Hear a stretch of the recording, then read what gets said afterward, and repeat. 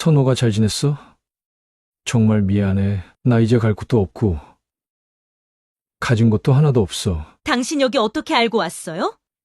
갑자기 나타나서 무슨 소리를 하는 거예요? 공장은 망했어. 그 여자가 있던 돈까지 다 가지고 사라졌어. 나 정말 바보같이 살았어. 건너 사람들에게 물어보며 겨우 여기까지 왔어. 그럼 이제 와서 뭐 어쩌자는 거예요? 내가 당신을 다시 받아줄 거라고 생각했어요? 선호가, 제발 한 번만 기회를 줘. 내가 정말 잘못했어. 그땐 내가 너무 어리석었어. 너랑 재원이에게 너무 큰 상처를 줬어. 정말 후회하고 있어. 정말로 후회한다고. 그럼 왜 지금까지 연락 한 번 없었어? 너한테는 그 여자랑 사는 게 더 중요했잖아. 그땐 내가 정말 멍청했어. 그게 행복인 줄 알았어. 하지만 시간이 지나고 나니까 너랑 재원이의 얼굴이 계속 떠올랐어. 용서해줘. 당신은 그때 나랑 재원이를 버렸어. 이제 와서 다시 받아달라고? 내가 당신을 어떻게 믿어? 선호가, 나 정말 다시는 그런 실수를 하지 않을게. 제발 한 번만 믿어줘. 나한테 마지막 기회를 줘.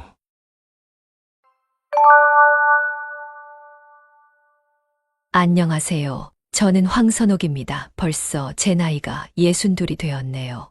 세월이 참 빠르죠. 요즘엔 문득문득 지난 인생을 돌아보게 됩니다.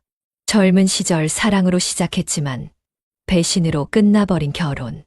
그리고 그 뒤에 찾아온 기막힌 인생 역전까지 오늘은 제가 걸어온 이야기를 한번 들려드려 볼까 합니다. 제 이야기가 여러분 마음에 작은 울림이 되었으면 좋겠습니다. 저는 28배 남편과 결혼했어요. 처음 신혼집은 작고 소박했지만 사랑으로 가득 차 있었죠. 남편은 작은 공장을 막 시작했는데 공장이 잘 돌아가면서 우리 둘 다 미래에 대한 기대가 커졌죠. 어느 날은 남편이 환하게 웃으며 집에 들어왔어요. 여보, 오늘 계약 성사됐어. 이거 진짜 대박이야. 그 말을 들은 저는 손뼉을 치며 기뻐했죠. 여보, 정말 잘 됐네요.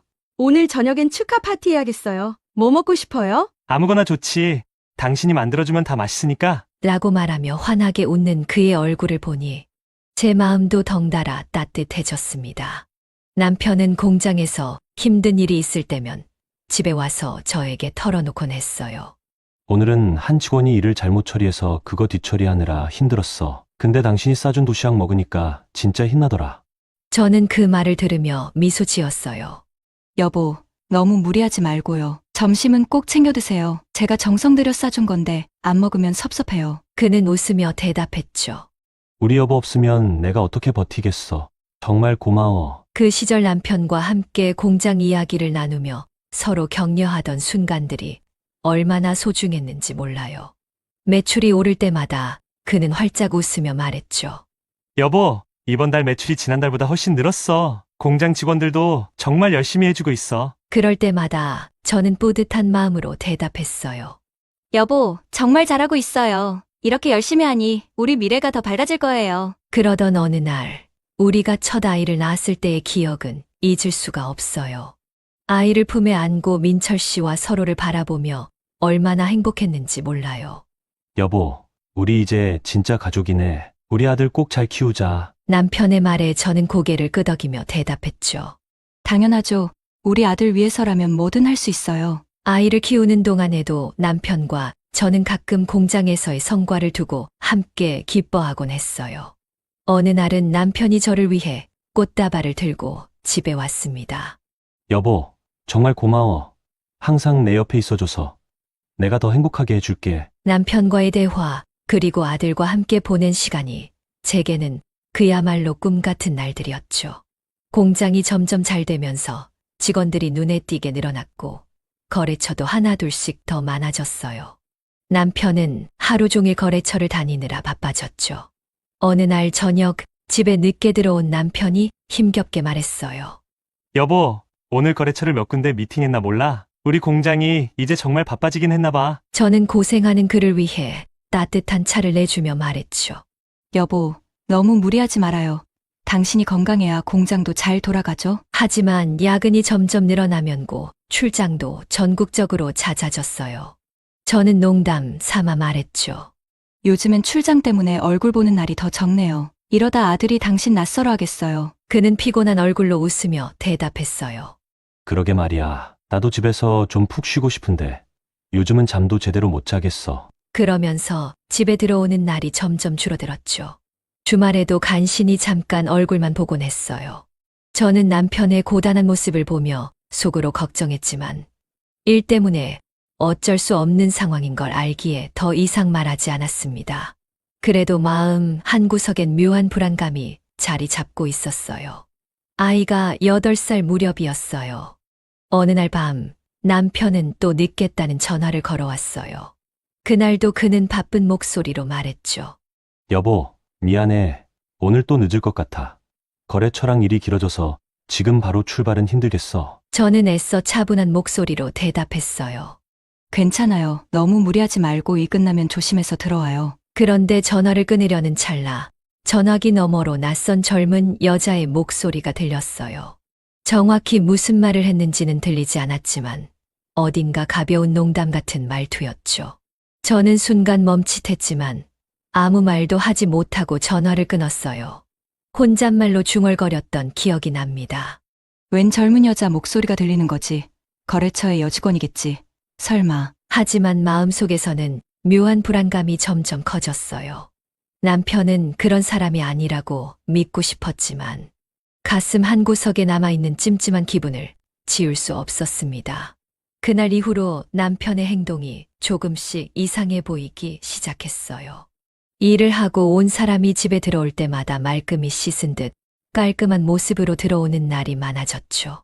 전에는 공장에서 묻은 먼지를 털며 들어오곤 했던 그였는데 이제는 마치 어디서 바로 준비된 상태로 오는 듯 했어요.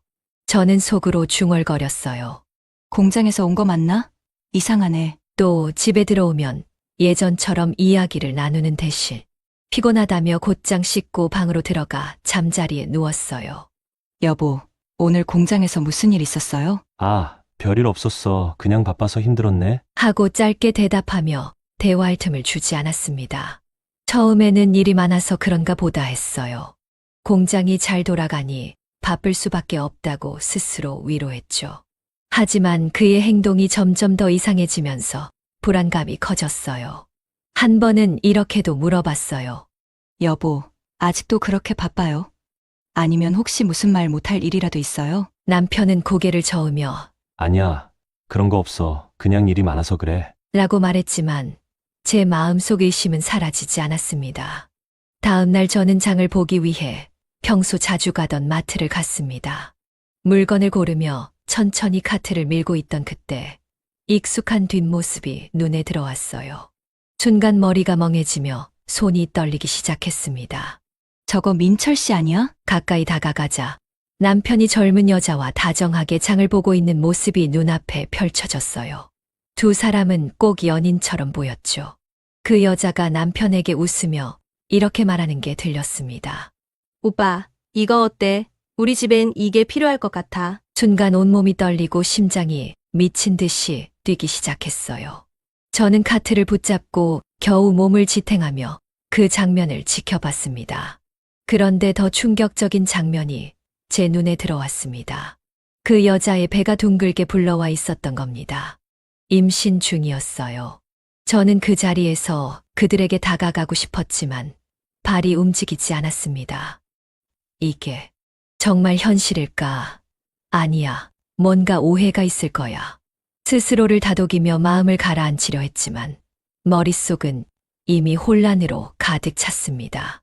다시 한번 남편과 여자를 바라보니 두 사람의 행동이 너무 자연스러웠어요. 마치 오래된 연인처럼 보였습니다. 결국 저는 다가가지 못한 채 뒤돌아선 채 마트를 빠져나왔습니다. 머릿속에서는 계속 의심과 부정이 교차했지만 그날 이후 제 마음속엔 큰 돌이 얹힌 것처럼 무겁기만 했습니다. 늦은 저녁 남편은 집으로 들어왔습니다. 평소처럼 밝게 인사하는 모습에 잠시 망설였지만 더 이상 참을 수 없었습니다. 여보, 오늘 마트에서 당신 봤어. 뭘 봤다는 거야? 당신이랑 그 여자 너무 다정해 보였어. 오래된 연인처럼. 남편은 순간 굳어지더니 곧바로 고개를 저으며 말했습니다. 그냥 회사 일이야. 우연히 마주친 거야. 오해하지 마. 회사 일이면 회사에서 끝났어야지. 왜 마트까지 같이 가는데? 그리고 그냥 우연히 만난 사람 치고는 너무 자연스러웠어. 당신, 지금 숨기고 있는 거 있지? 내 단호한 목소리에 남편은 깊은 한숨을 내쉬며 소파에 주저앉았습니다. 그는 한동안 아무 말도 하지 않았습니다. 그 침묵이 오히려 답처럼 느껴졌습니다. 솔직하게 말해. 뭐야, 그 여자랑 무슨 사이인데? 남편은 고개를 숙인 채 낮은 목소리로 말했습니다. 알겠어. 더는 숨길 수 없을 것 같아. 사실 그 여자랑 깊은 관계를 가진 지 1년 정도 됐어. 그 순간 내 머릿속이 하얘졌습니다.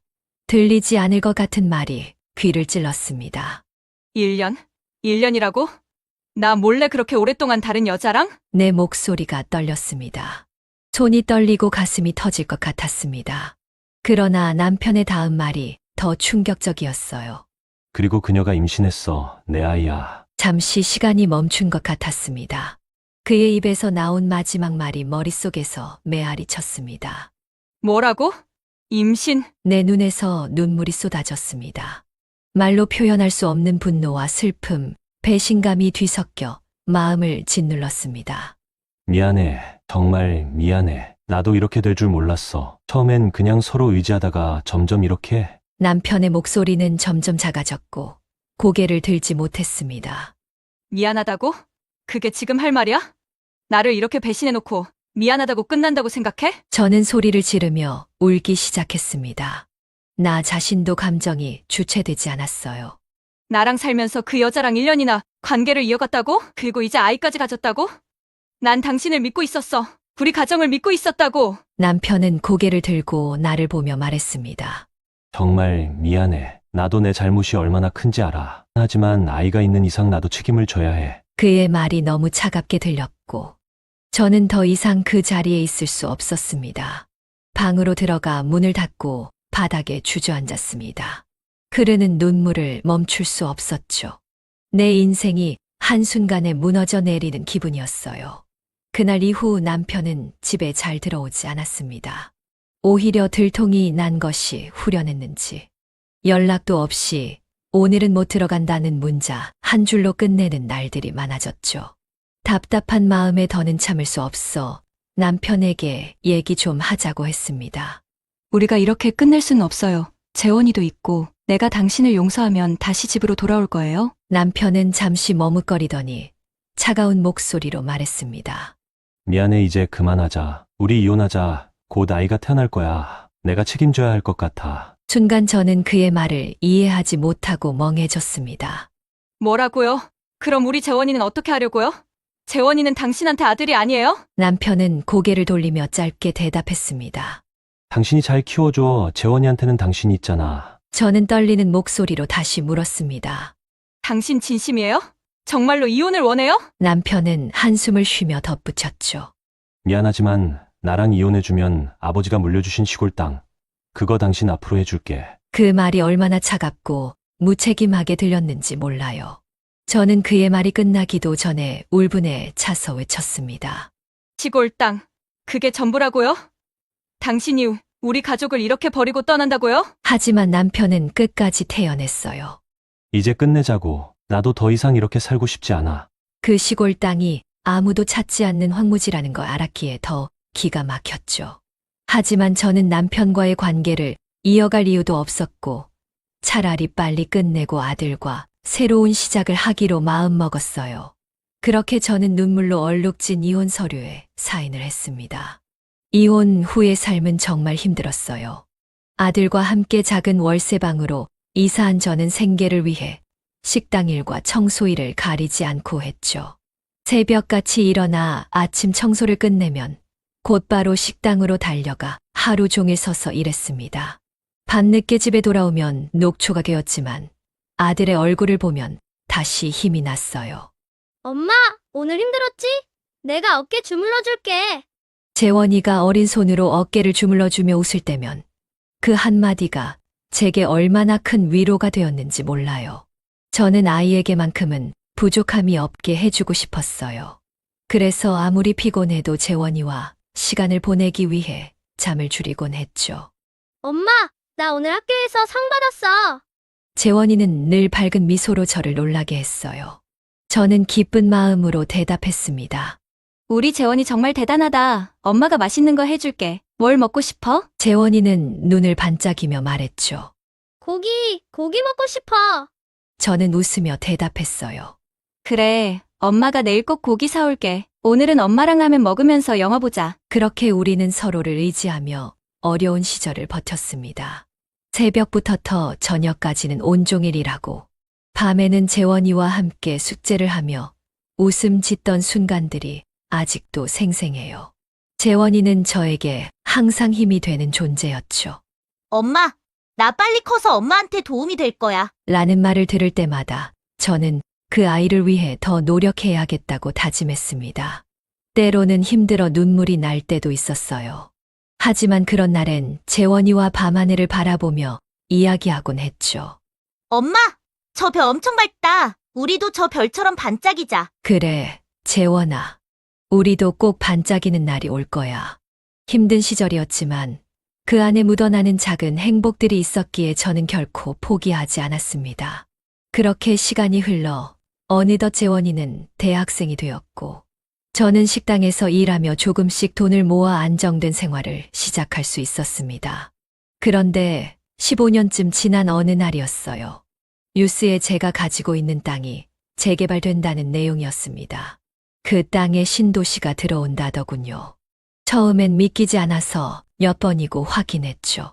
그 황무지 같았던 시골 땅이 제 인생을 바꿔줄 줄은 정말 꿈에도 몰랐어요. 그 땅이 신도시로 지정되면서 국가에서 보상금 통지서를 받았던 순간이 아직도 잊히지 않아요. 보상금 수령을 위해 관공서에 갔을 때 담당 공무원과 나눈 대화가 아직도 생생합니다. 안녕하세요. 황선옥 씨. 이 땅이 재개발 지역으로 지정되면서 상당한 보상금이 지급됩니다. 축하드립니다. 저는 믿기지 않아 조심스레 물었죠. 제가 받을 금액이 정확히 얼마인가요? 공무원이 웃으며 대답했어요. 현재 계산된 금액은 30억 원입니다. 이 지역이 신도시로 개발되면서 땅값이 많이 올랐거든요. 그 말을 듣는 순간 심장이 쿵쾅거리며 멈출 것 같았어요. 30억 원이라고요? 정말 믿기지가 않네요. 제가 이 땅을 받을 때만 해도 그저 쓸모없는 땅이라고 생각했었는데. 공무원은 미소를 지으며 덧붙였죠. 그런 경우가 종종 있습니다. 방치된 땅이 갑자기 보석처럼 변하는 경우요. 황선옥 씨는 정말 좋은 기회를 잡으셨네요. 그날 보상금을 수령하고 돌아오는 길, 저는 수십 번이나 서류를 다시 확인하며 꿈이 아닌지 확인했어요. 그 돈으로 저는 도심에 건물을 사고 매달 임대 수익을 얻으면서 제 삶은 완전히 달라졌습니다. 처음으로 경제적인 걱정에서 벗어나게 되었고, 재원이는 그 돈으로 꿈꿔왔던 유학까지 다녀올 수 있었습니다. 재원이의 성장을 보며 저는 다시 한번 아이를 위해 노력했던 지난 날들이 떠올랐어요. 어느 날 재원이가 말했어요. 엄마, 내가 어릴 때는 몰랐는데 지금 생각해보면 엄마가 진짜 대단한 것 같아요. 우리 이렇게 살 수 있게 된 건 다 엄마 덕분이에요. 진짜 고마워요. 그 말을 듣는 순간 눈물이 핑 돌았지만 꾹 참으며 웃었어요. 재원아, 내가 있어서 엄마도 버틸 수 있었던 거야. 우리 서로가 서로에게 힘이 된 거지. 앞으로도 더 잘하자, 우리. 재원이는 환하게 웃으며 말했어요. 엄마, 이제 엄마도 좀 쉬면서 즐기세요. 그동안 고생 너무 많이 했잖아요. 그렇게 말하는 아들을 보며 저는 다시 한번 가슴이 벅차올랐습니다. 이제는 저도 여유롭게 살며 재원이와 함께 시간을 보내는 것이 제 가장 큰 즐거움이 되었어요. 아침이면 우리는 함께 산책을 나가곤 했죠. 엄마, 오늘 날씨 진짜 좋다. 이런 날엔 커피 한 잔 해야지 않겠어요? 저는 웃으며 대답했어요. 그래, 재원아. 엄마가 쏠게. 요즘은 내가 다 잘하니까 엄마가 너무 행복하다. 그런데 어느 날이었어요. 문득 초인종 소리가 울려서 나가보니 현관 앞에 거지꼴을 한 남편이 서 있는 겁니다. 저는 순간 심장이 철렁 내려앉았어요. 문을 열자 남편은 초췌한 모습으로 고개를 숙인 채 떨리는 목소리로 말했습니다. 선호가 잘 지냈어? 정말 미안해. 나 이제 갈 곳도 없고 가진 것도 하나도 없어. 저는 믿기지 않아 두 눈을 크게 뜨고 그를 바라봤어요. 당신 여기 어떻게 알고 왔어요? 갑자기 나타나서 무슨 소리를 하는 거예요? 남편은 힘없이 한숨을 내쉬며 이야기했어요. 공장은 망했어. 그 여자가 있던 돈까지 다 가지고 사라졌어. 나 정말 바보같이 살았어. 건너 사람들에게 물어보며 겨우 여기까지 왔어. 그 말에 저는 속이 복잡해졌어요. 그럼 이제 와서 뭐 어쩌자는 거예요? 내가 당신을 다시 받아줄 거라고 생각했어요? 남편은 무릎을 꿇으며 눈물을 보였어요. 선호가, 제발 한 번만 기회를 줘. 내가 정말 잘못했어. 그땐 내가 너무 어리석었어. 너랑 재원이에게 너무 큰 상처를 줬어. 정말 후회하고 있어. 저는 한숨을 쉬며 차가운 목소리로 물었어요. 정말로 후회한다고. 그럼 왜 지금까지 연락 한 번 없었어? 너한테는 그 여자랑 사는 게 더 중요했잖아. 남편은 고개를 숙이며 떨리는 목소리로 대답했어요. 그땐 내가 정말 멍청했어. 그게 행복인 줄 알았는데, 하지만 시간이 지나고 나니까 너랑 재원이의 얼굴이 계속 떠올랐어. 용서해줘. 저는 쓰게 웃으며 말했어요. 당신은 그때 나랑 재원이를 버렸어. 이제 와서 다시 받아달라고? 내가 당신을 어떻게 믿어? 남편은 간절한 눈빛으로 저를 바라보며 말했어요. 선호가, 나 정말 다시는 그런 실수를 하지 않을게. 제발 한 번만 믿어줘. 나한테 마지막 기회를 줘. 저는 잠시 그를 바라보다가 마음속에서 올라오는 복잡한 감정을 억누르며 대답했어요. 미안하지만 난 당신을 다시 받아줄 자신이 없어. 당신이 준 상처는 너무 깊고 재원이를 위해서라도 나는 더 이상 당신을 믿을 수 없어. 그 순간 방 안에서 재원이가 나왔습니다. 남편을 본 재원이는 눈이 휘둥그레졌지만 이내 얼굴이 굳어졌어요. 아빠 여기 왜 왔어요? 우리 엄마를 또 힘들게 하려고? 재원이는 목소리를 높이며 화를 냈습니다. 당장 나가요. 여기 있을 자격도 없는 사람이잖아요. 남편은 재원이를 향해 떨리는 목소리로 말했어요. 재원아, 아빠가 미안하다. 정말 미안해. 너도 많이 힘들었을 텐데. 그러나 재원이는 차갑게 말했죠. 이제 와서 미안하다고 하면 다예요? 엄마가 당신 때문에 얼마나 힘들었는지 당신은 알아요? 저는 한참 동안 아무 말도 하지 못한 채 그를 내려다봤어요. 마음 한구석에서는 그가 불쌍하다는 생각도 들었지만 그보다도 지난날의 상처가 너무나 생생하게 떠올랐습니다. 결국 저는 차분한 목소리로 대답했죠. 미안하지만 당신을 받아줄 수는 없어. 내가 당신 때문에 얼마나 힘들었는지 당신은 모를 거야. 이제 와서 후회한다는 말로 다 용서할 수는 없어. 남편은 계속 눈물을 흘리며 고개를 숙이고 있었지만 저는 문을 닫으며 마음을 굳게 먹었습니다. 재원이는 저를 보며 단호히 말했어요. 엄마, 저 사람이 또 찾아오면 문도 열어주지 말아요.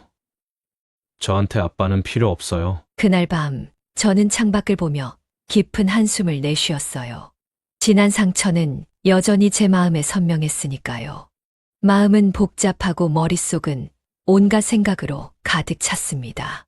남편이 무릎을 꿇고 울던 모습이 떠오르며 마음 한구석에서는 불쌍하다는 생각도 들었지만 또 다른 한편으로는 다시 받아들이는 것이 과연 옳은 선택일지 의문이 들었어요.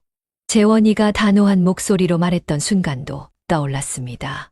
엄마, 저 사람이 또 엄마를 힘들게 못하게 해야 해요. 저한테 아빠는 필요 없어요. 그 말에 담긴 분노와 슬픔이 제 가슴을 후벼 팠습니다. 아들이 얼마나 상처를 받았는지, 그리고 저를 얼마나 지키고 싶어 하는지를 느낄 수 있었죠. 시간이 흐를수록 생각은 꼬리에 꼬리를 물었습니다. 남편의 사과가 진심이었을까요? 아니면 또다시 어쩔 수 없이 의지할 곳이 없어 저를 찾아온 걸까요? 제가 용서하면 재원이가 그를 받아들일 수 있을까요? 아니면 아들에게 더 큰 상처를 줄까요? 이런 질문들이 머릿속을 떠다녔습니다. 결국 저는 거실로 나가 소파에 앉아 다시 한번 깊은 숨을 내쉬었습니다. 집안은 고요했지만 제 마음속은 폭풍 같았어요.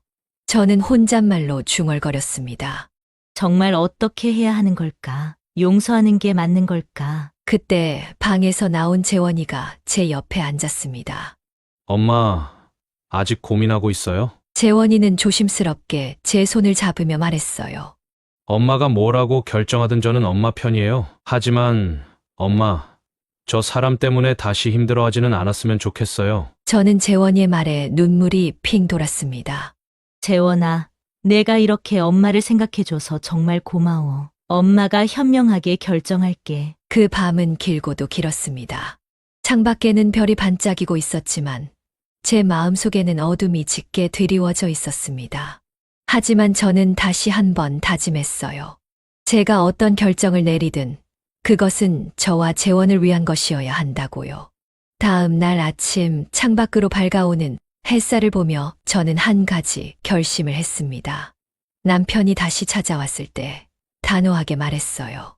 미안하지만 당신을 다시 받아들일 순 없어. 지난날 당신이 우리에게 남긴 상처는 너무 깊어. 나와 재원이는 이제 우리의 삶을 살아갈 거야. 다신 찾아오지 마. 남편은 고개를 떨군 채 돌아섰고 저는 문을 닫으며 눈을 감았습니다. 마음은 여전히 무거웠지만 저는 더 이상 과거의 그림자에 얽매이지 않기로 했습니다.